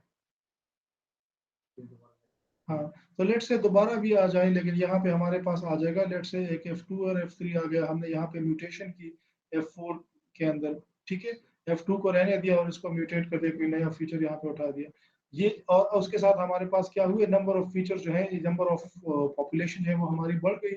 तो अब हम फिटनेस लगाएं कि इसका स्कोर कम था तो इसको निकाल दो। इस तरह से हमारे पास जो बेहतर होंगे वो कभी क्रॉस ओवर कभी म्यूटेशन करके हमें नए नए इंस्टेंस वो दे जाएंगे। और बेसिकली वो क्या कर रहे हैं कि जो फीचर्स जो हैं वो यहाँ पे अच्छे स्कोर दे रहे हैं, वो शायद किसी और के साथ क्रॉस होकर और अच्छा स्कोर दे रहे हैं। सो इस तरह से हम ये ट्राई करते रहेंगे, and finally we would end up at a score. और वो क्या करेंगे, वो जो स्कोर है उसको हम रख लेंगे अपने वो 2 फीचर्स। ठीक है। So this is one way हम फीचर एक्सट्रैक्शन जो है, फीचर सिलेक्शन, इसको एक ऑप्टिमाइजेशन के प्रॉब्लम के तौर पे भी देख सकते हैं। ठीक है। सो इन दैट केस हम मॉडल को डिफरेंट सेट्स ऑफ फीचर्स पे ट्रेन करेंगे। जो फीचर सेट्स बेहतर रिजल्ट दे रहे हैं उनके बीच में हम म्यूटेशन एंड क्रॉस ओवर करेंगे, और फिर उनके लिए उनके ऊपर मॉडल ट्रेन करके उसकी जो है एक्यूरेसी निकालेंगे। द प्रोसेस विल कंटिन्यू, और आखिर में एक्यूरेसी एक खास पॉइंट्स के बाद आगे नहीं जाएगी, and we would stop there. तो यहाँ पे आप देखें कि हमने सारे ऑप्शंस एग्जॉस्ट नहीं किया। अगर हम दो दो के देखें तो बहुत सारी पॉसिबिलिटीज बन सकते थे। अगर ये फीचर्स आपके पास हंड्रेड्स में हो तो बहुत सारी पॉसिबिलिटीज बन सकती हैं। लेकिन हमने क्या किया, एक कंप्यूटेशनली एफिशिएंट सॉल्यूशन उसके लिए निकाला, एंड जैसे हमने बात की, it may get stuck in local optima but still it's going to give you reasonable results.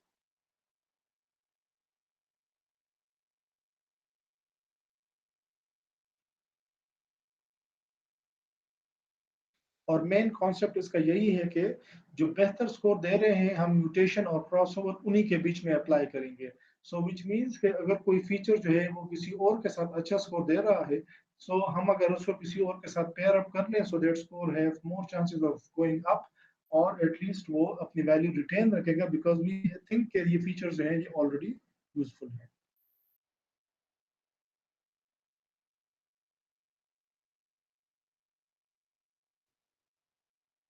ठीक है जी। Yes sir. ये sir genetic algorithm wrapper based methods के अंदर है। रेपो बेस्ड जी। इसमें फीचर सेट सेलेक्ट करते हैं, टारगेट हम रखते हैं अपना कितने में फीचर रखते हाँ हैं, और उसके हिसाब से क्रॉसओवर म्यूटेशन और ऑपरेशन परफॉर्म करके ये जिसकी फिटनेस फंक्शन वैल्यू ज़्यादा होती है वो मैं निकाल देता हाँ हाँ। तो ये पॉपुलेशन की लिमिट जो है, लेट से अगर हमने 4 रखी है तो हमारे पास जब भी हम लेट से हमने पॉपुलेशन को इंक्रीज किया, म्यूटेशंस और क्रॉसओवर्स अप्लाई की, तो हमारी पॉपुलेशन 7 पे चली जाएगी। तो हम क्या करेंगे, नीचे से 3 को निकाल लेंगे जिनका स्कोर सबसे कम है, फिर म्यूटेशन और क्रॉसओवर करेंगे तो वो 4 से फिर ऊपर चली जाएगी, फिर जो नीचे वाले स्कोर है वो निकाल लेंगे। तो बेसिकली अगर आप देखें तो जो बेहतर स्कोर दे रहे हैं हम उन्हीं की आपस में कॉम्बिनेशन ट्राई कर रहे होते हैं कि उससे शायद और स्कोर बेहतर होने के चांसेस बने। अगर कोई किसी और के साथ अच्छा स्कोर नहीं दे रहा है तो अगर आप उसके आगे और पेयर्स देखेंगे तो ज्यादा चांसेस है कि वो उनके साथ भी अच्छा स्कोर नहीं बनाएगा। सो इस वजह से जो बेहतर स्कोर दे रहे हैं हम उनके ज्यादा पेयर्स ट्राई करते हैं, जो नहीं दे रहे उनको आगे ट्राई नहीं करते।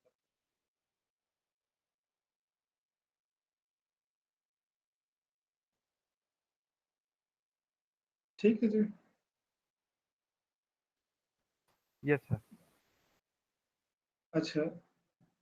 तो जेनेटिक एल्गोरिथम बेसिकली इसका पर्पस क्या होता है? ऑप्टिमाइजेशन प्रॉब्लम्स को सॉल्व करना। हाँ हाँ हाँ।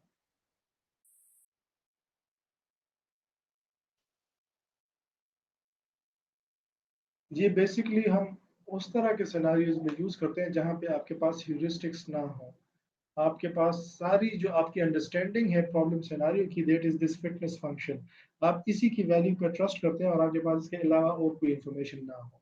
सो आप बेसिकली जब आपके पास कोई इंफॉर्मेशन ना होना तो आप at random different steps try करेंगे और जिस स्टेप से आपको रिस्पॉन्स पॉजिटिव मिलता है आप उस तरह के स्टेप ज्यादा लेंगे।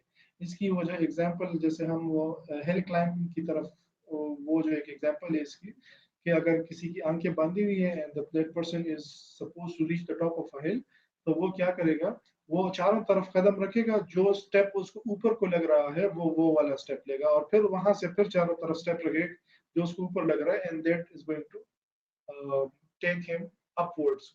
वो शायद लोकल ऑप्टिमा में फंस जाए कि जैसे दो बड़ी चोटियां थी और वो छोटी वाली पे चढ़ना शुरू हो गया है, so they may stuck in local optima but still that is going to give you optimum solution. तो ये आपको हमेशा ग्लोबल ऑप्टिमा के ऊपर नहीं लेके जाएगा क्योंकि it does not exhaust all the options that it has, लेकिन कंप्यूटेशनली एक एफिशिएंट सॉल्यूशन है। जो F3 और F2 उसमें जो फिटनेस वैल्यू दी है वो मैं बजाय तो मैक्सिमम लग सकती है, ज़्यादा लग सकती है, लेकिन वो लोकल ऑप्टिमा हो सकता है। हाँ हाँ। और ये क्यों लोकल ऑप्टिमा में फंस सकता है, क्योंकि ये F1 और F2 को जो हमने इग्नोर किया क्योंकि उनका स्कोर कम था, तो आगे हमने उनको पेयर्स वगैरह में नहीं करके भी नहीं देखा, तो बाय चांस अगर इन दोनों का इनिशियली स्कोर कम था लेकिन शायद F1 F2 इनमें से किसी के साथ मिलके हमें उससे बेहतर स्कोर देते, हमने वो पॉसिबिलिटीज एक्सप्लोर ही नहीं की। सो यही इसकी एक वो है कि ये सारे, और हम बेसिकली यूज भी इसलिए करना चाहते हैं कि हम सारे ऑप्शंस को नहीं एक्सप्लोर करना चाहते, क्योंकि जैसे हमने बात की कि अगर आपके पास फीचर्स हंड्रेड्स ऑफ थाउजेंड्स में है so it's practically not possible कि आप सबके साथ इस तरह की एसोसिएशन जो है उस पर इवेलुएट करें। ओके जी, द नेक्स्ट फीचर सिलेक्शन ठीक हो गया। The next approaches that we can, और इसके आपस में हाइब्रिड अप्रोचेस भी हैं। ये तो है। राइपर, हाँ राइपर एंड फिल्टर के आगे हाइब्रिड, उनको बहुत सारे लोगों ने मिक्स करके भी यूज किया हुआ है कि जो है फीचर्स के ऊपर जो है कोई एक है वो फिल्टर लगाया है और उन वैल्यूज को आगे प्रोवाइड किया हुआ है इस तरह से रेफर मेथड्स के ऊपर। सो हाइब्रिड अप्रोचेस हैं इनके। And then in feature extraction,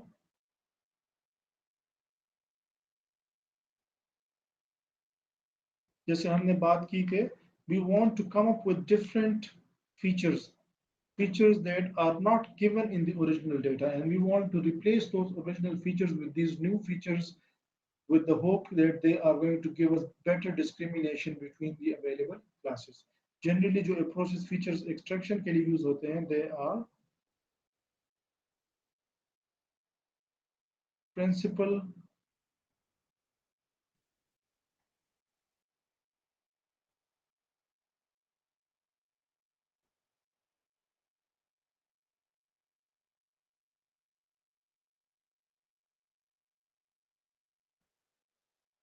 principal component analysis,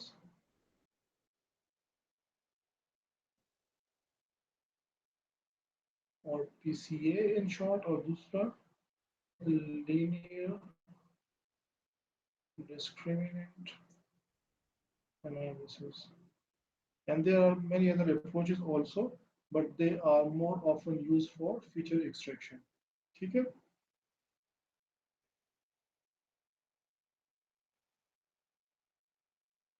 तो ये बेसिकली ये अप्रोचेस, इनका जो मेन थीम है फीचर एक्सट्रैक्शन की जो जस्टिफिकेशन है वो इस तरह से है कि why changing the number of features, changing the original features may be more helpful। कि लेट्स से हमारे पास अगर इस तरह का कोई डेटा है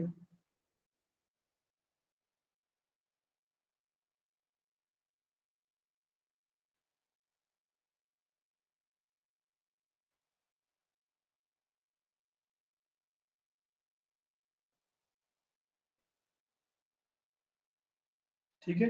अगर ये मेरे पास कोई डेटा है and I have this data along X axis and Y axis, तो यहाँ पे मेरे पास दो फीचर्स क्या है, फीचर्स आर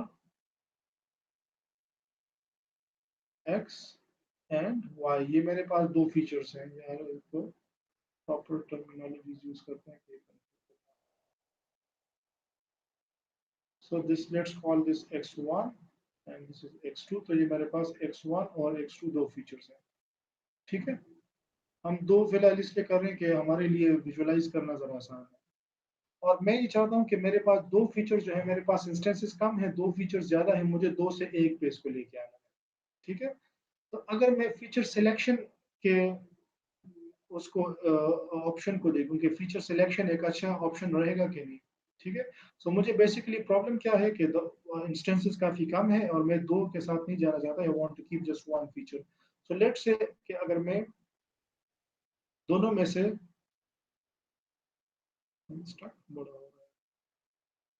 अगर मैं दोनों में से लेट से x1 फीचर को रखता हूं, तो ये मेरे पास x1 आ गया, x2 फीचर को मैंने इग्नोर कर दिया। जब x2 फीचर मैंने इग्नोर कर दिया, ये वैल्यू सारी इस लाइन के ऊपर आ जाएंगी। ठीक है, अगर मेरे पास एक ही फीचर है तो ये मेरे पास ये डॉट्स इस तरह से आ जाएंगे,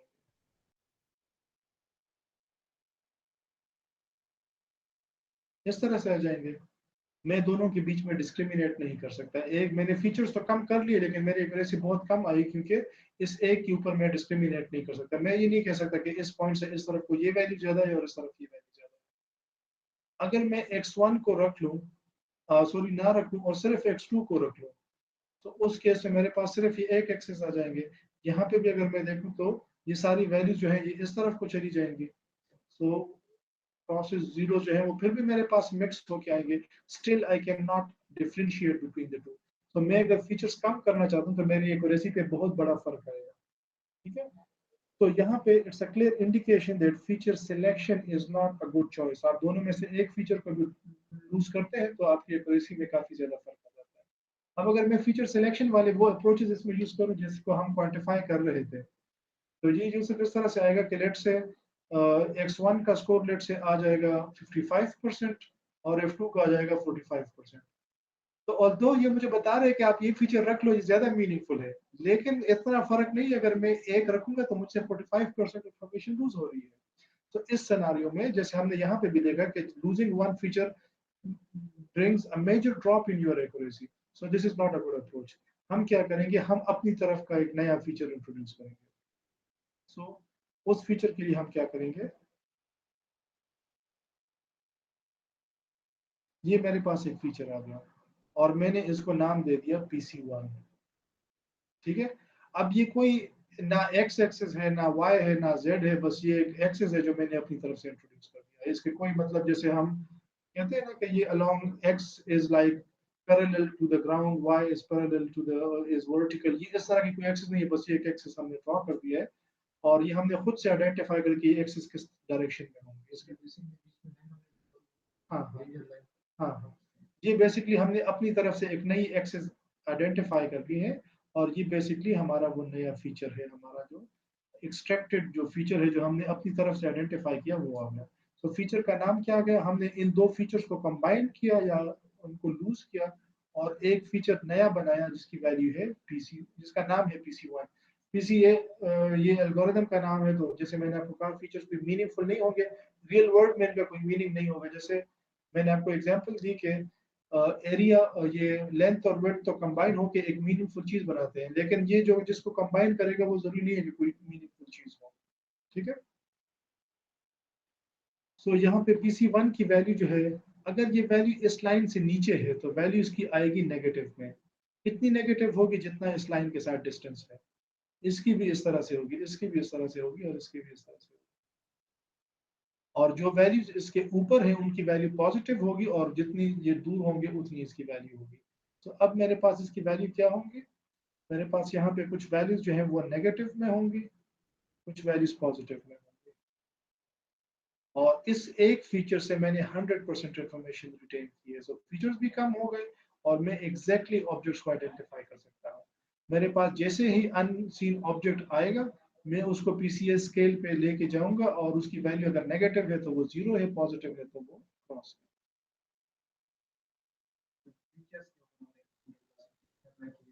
क्लासिफिकेशन नहीं अप्लाई की हमने, फीचर्स को कंबाइन करके नए फीचर्स आइडेंटिफाई किए। ये फीचर जनरेशन है, हमने फीचर्स जनरेट किए, एक्सट्रैक्ट किए, नए फीचर्स आइडेंटिफाई किए। क्वाड्रेटिक इक्वेशन हो सकती है, फिर इस तरह भी जा सकते हैं। ये PCA1 ये हाँ, ये जो अपनी तरफ से जो ये पैटर्न निकालेगा वो आइडेंटिफाई कर सकता है कि ये किस तरह की लाइन हो सकती है, और ये फिर एक नहीं, ये 2 3 4 भी निकाल सकता है। हाँ, तो ये बिल्कुल ऐसा है कि लेट से मेरे पास अगर ये जो आप क्वाड्रेटिक की बात कर रहे हैं कि लेट से x1 और ये p इतना अच्छा फीचर नहीं है तो PC1 लेट से किस पे फोकस करे, x1 स्क्वायर पे करे। सो x1 स्क्वायर ओरिजिनली मेरे पास कोई फीचर नहीं था, लेकिन इसने क्या किया, आइडेंटिफाई किया इसको कि अगर ये क्वाड्रेटिक इस तरह की लाइन हो ऑन दिस एक्स एक्सिस तो वो ज्यादा अच्छी तरीके से आइडेंटिफाई कर सकता है। ठीक है। सो आपके पास ओरिजिनली फीचर्स जो थे वो x1 और x2 थे, इसने ये शायद जो है x1 स्क्वायर कर दिया, x1 क्यूब कर दिया, अपनी तरफ से एक फीचर आइडेंटिफाई कर दिया और उसके ऊपर ये सारे।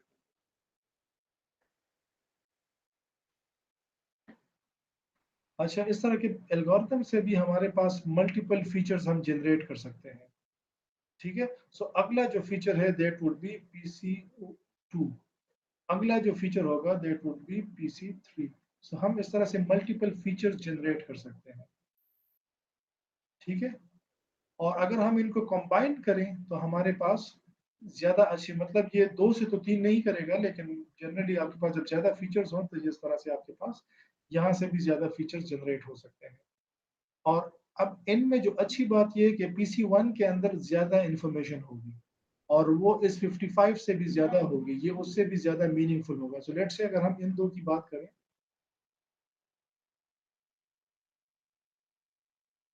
सो अगर पीसी हमें 2 फीचर्स दे रहा है x1 और x2 के मुकाबले में, तो अगर ओरिजिनली इनके बीच में इंफॉर्मेशन इनके पास 55% और 45% थी, अब शायद ऐसा हो कि ये 85% इंफॉर्मेशन रखता हो और ये 15% रखता हो।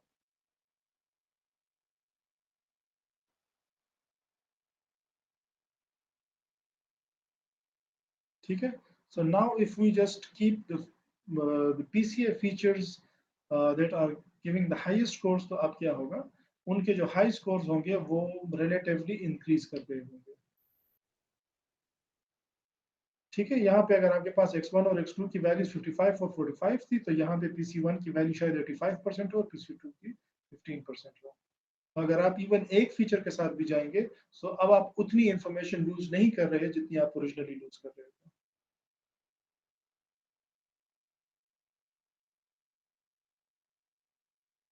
ठीक है। हाँ, वही मैं आपको बता रहा हूँ कि आप जितने पीसी आपको ज्यादा नंबर ऑफ फीचर्स भी दे सकता है। ओरिजिनल जितने थे उससे कम देगा, लेकिन आपको ज्यादा फीचर्स आप यूज कर सकते हो। तो ये दो का अगर मुझे एक निकालना है तो ये मुझे एक और दे देगा, लेकिन अगर मैं दूसरा निकलवाना चाहूँ वो भी ये मुझे दे देगा, शायद ये तीसरा भी दे दे। लेकिन अब अगर आप एक फीचर इसमें रखना चाहते हैं तो आप सिर्फ इसको रख लें, और इसके पास ज्यादा इंफॉर्मेशन होगी as compare to the one के जब आप सिलेक्शन के साथ एक रख रहे थे, क्योंकि इसने पूरी एक्सेस चेंज की और उसके उसमें इंफॉर्मेशन बढ़ा दी। अब ये 85 कैसे हो गया, ये शायद हमारे पास यहाँ पे कुछ क्रॉसेस और कुछ जीरो इस तरह से भी हैं।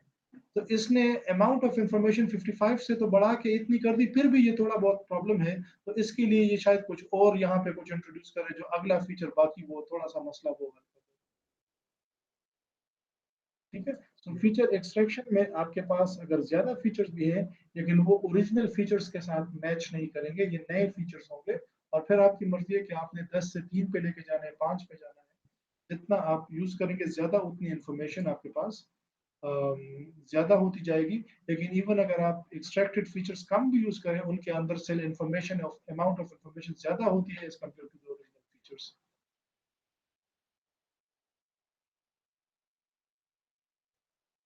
ठीक है।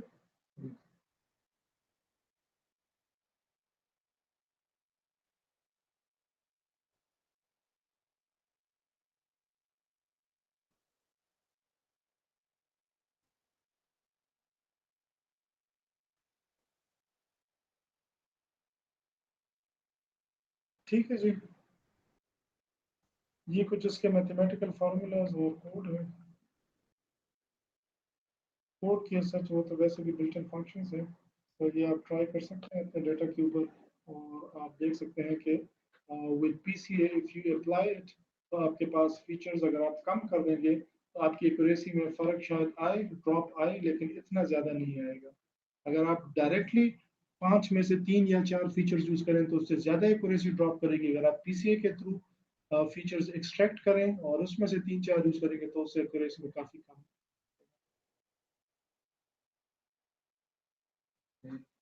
रैंडम है, तो भी फॉलो कर रहे थे। इसमें मेरे पास फीचर्स बहुत ज़्यादा है, तो फीचर्स तो हैंग हो जाते हैं मतलब और बिल्कुल फॉलो किया तो इसमें एक्यूरेसी थोड़ी टाइम जल्दी से बहुत हो गया, हाँ हाँ। तो वही हम, यानी अगर आप इररिलेवेंट फीचर्स को आगे लेके जाएंगे तो हर स्टेप पे आपकी कंप्यूटेशन कॉस्ट ज़्यादा होगी। तो जब एक चीज़ हेल्प नहीं कर रही तो पीसीए के अंदर उस तरह के फीचर्स निकल जाते हैं। इवन जो हेल्पफुल हैं उनको भी ये कंबाइन करके ज़्यादा अपफ्रंट कर देता है। तो अगर मेरे पास 10 फीचर्स हैं और हर एक 5%, 8%, 11% यूजफुल है, तो ये उनमें से जो पहला फीचर जो ये निकालेगा शायद वो 30-40% यूजफुल हो, फिर उसमें से आगे कुछ और दूसरा जो निकालेगा वो फिर 30-35% यूजफुल होगा। तो ये जो है, अगर आप किसी के कम भी फीचर्स यूज करेंगे वो आपके डेटा को मीनिंगफुल चीजें सारी उठा के उसको एक साइड पर रखेगा।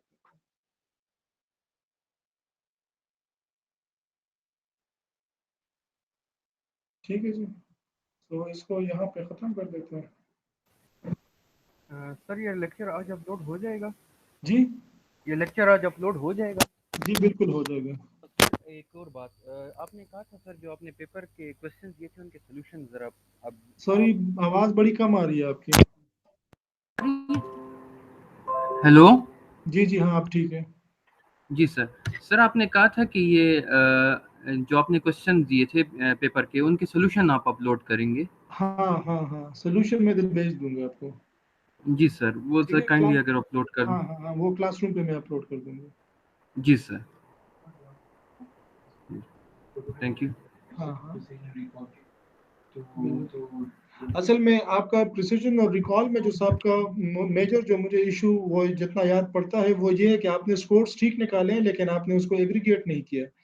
प्रिसीजन की वैल्यू जो है वो एक लेबल के लिए निकलती है, आपके पास 3 लेबल्स थे तो आपने उसको एवरेज नहीं किया। यस सर, इसी तरह किया था। बस हाँ सर वो ठीक एक है ठीक है। एक्चुअली हमारा बस ये सोल्यूशन में एक तो क्वेश्चन 4 का भी चाहिए था, जो क्वेश्चन 4 था वो लेंथी। और कौन सा था? क्वेश्चन नंबर 4 के फोल्ड और नाइफ बेस्ड थ्योरम वाला सर। अच्छा उसमें जो अच्छा, ठीक है सर वो ठीक है। ज़रा एक बार एक सोल्यूशन इन हैंड आ जाता तो थोड़ा सा हम और वो लर्निंग हो जाती। ठीक हो गया, ठीक है, वो मैं कोशिश करता हूँ वो मैं आज या कल तक कर दूँ। ठीक है सर, थैंक यू सर। ठीक है, ओके, ठीक है जी।